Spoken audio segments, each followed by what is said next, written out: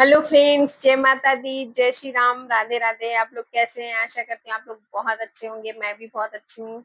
आज मैं कन्हैया जी का बहुत ही प्यारा भजन लेकर आई हूँ। अगर आपको अच्छा लगे तो प्लीज लाइक करिएगा, सब्सक्राइब करिएगा, कमेंट में जरूर बताइएगा कि आपको कैसा लगा। कन्हैया अब तो